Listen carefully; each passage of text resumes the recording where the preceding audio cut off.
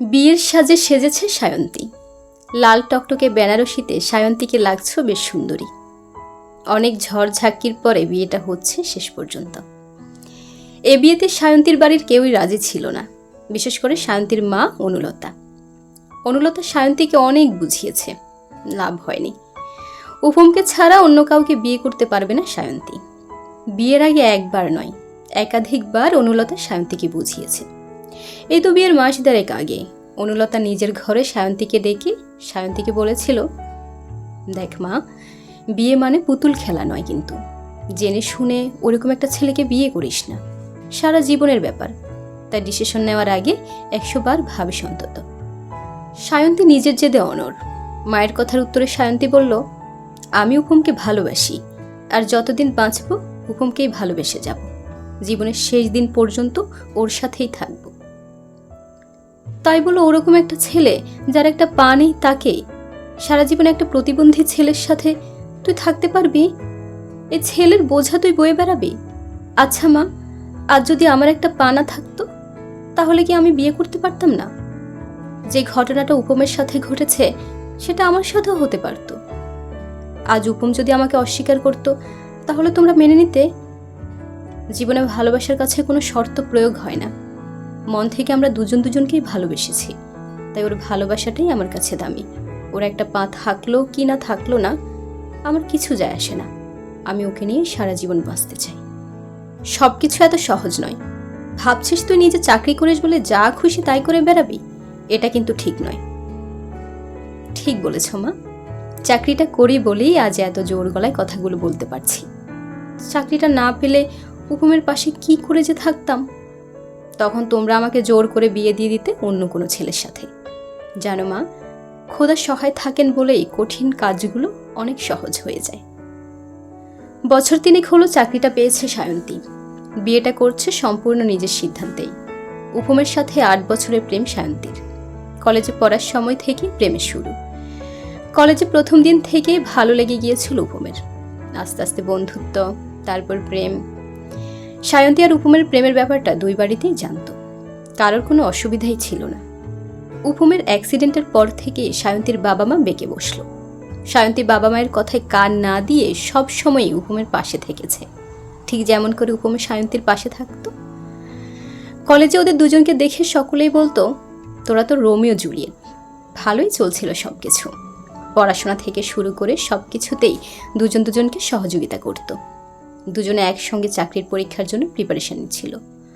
লক্ষ্য একটাই, দুজনে প্রতিষ্ঠিত হয়ে তবে বিয়ে করবে।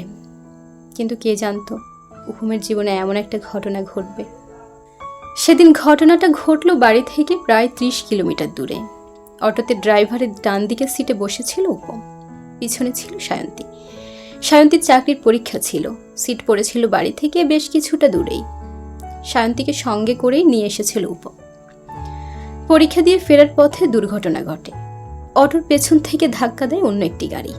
সেভাবে কারো ক্ষতি না হলেও ছিটকে পড়ে উপম। উল্টো দিক থেকে অন্য একটা গাড়ি এসে উপমের ডান পায়ের উপর দিয়ে চলে যায়। উপম প্রাণে বাঁচলেও ডান পাটা বাদ দিতে হয়। উপমের এই পরিস্থিতিতে সায়ন্তী দূরে চলে যায়নি। উপমকে সব সময় সাহস জুগিয়ে গেছে। উপম যখন হসপিটালে বেডে শুয়ে জানতে পেরেছিল ওর ডান পাটা বাদই দিতে হবে, ভীষণভাবে ভেঙে পড়েছিল। সায়ন্তী তখন একটা কথাই বলেছিল, আমি তো আছি, তুমি আমার উপর ভরসা করো অন্তত, আমি কখনোই তোমাকে ছেড়ে যাব না। এই পৃথিবীতে সবচেয়ে ভরসাযোগ্য কথা, আমি তো আছি। কজন পারে এমন কথা বলতে? সায়ন্তী কথা রেখেছে। প্রতিকূল পরিস্থিতিতে উপমকে ছেড়ে যায়নি, বরং জীবনে বাঁচার জন্য প্রতিদিন সাহস জুগিয়ে গেছে। হসপিটাল থেকে বাড়ি ফেরার পর উপম বাড়িতে সবসময় থাকত। সায়ন্তী প্রতিদিন এসে দেখা করে যেত। উপম বলতো, আমাকে ভালোবেসে তুমি ভুল করলে। আমার মতো একটা মানুষ তোমার জীবনে বোঝা। ইচ্ছে ছিল পুলিশের চাকরি করব, সে তো আর হলো না। সায়ন্তী বলে, নিজেকে কখনোই ছোট করে দেখো না। চাকরি সবাইকেই করতে হবে তার তো কোনো মানে নেই। তোমার সহযোগিতায় আমি তো চাকরিটা পেয়েছি, বরং তুমি যেটা বাড়িতে থেকে করতে পারবে সেটাই করবে। কিন্তু আমি বাড়িতে থেকে কি করব, কি করতে পারি? সায়ন্তী হেসে বলেছিল, কেন, তুমি তো দারুণ ছবি আঁকতে পারো, তাই ড্রয়িং স্কুল খুলবে, দেখবে কত ছেলে মেয়ে তোমার কাছে ছবি আঁকা শিখতে আসবে। বাড়িতে থেকেও অনেক কিছু করা যায়, শুধু মনের জোরটা রাখতে হবে। জীবনে বাঁচতে গেলে শুধু মনের জোরেই হয় না, তার পাশে থেকে তাকে সহযোগিতা করতে হয়। সেই সহযোগিতাটা করে গেছে সায়ন্তী। এখন উপম তো বাড়িতে ড্রয়িং স্কুল খুলেছে, কত ছাত্রছাত্রী উপমের, ওদের ভালোবাসাতে উপম ভরে ওঠে। এটা দেখে সায়ন্তীও ভীষণ খুশি। ভালোবাসলে এভাবেই পাশে থাকতে হয়। তাই বিয়ের ব্যাপারে বাড়ির সবাই যখন উপমের প্রতিবন্ধকতাকে মনে করিয়ে সায়ন্তীকে বলেছিল, একটা খোঁড়া পঙ্গু ছেলেকে জেনে শুনে বিয়ে করাটা যে কত বড় ভুল সেটা পরে বুঝতে পারবি। সায়ন্তী তখন সবাইকে একটা কথাই বলে গেছে, ভালোবাসার মানুষকে গ্রহণ করাটা যদি ভুল হয় তাহলে সে ভুলটা আমি করব।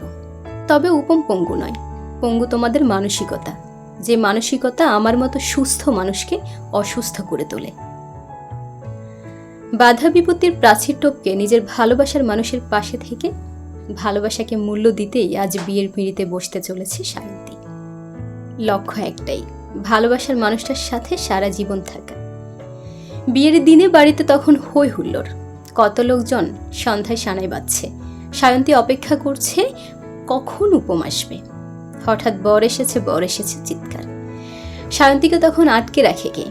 বাড়ির গেটে তখন বরের গাড়ি এসে দাঁড়িয়েছে। সায়ন্তী দৌড়ে যেতে গেলে সায়ন্তীর মা অনুলতা বলে, তুই কোথায় যাচ্ছিস?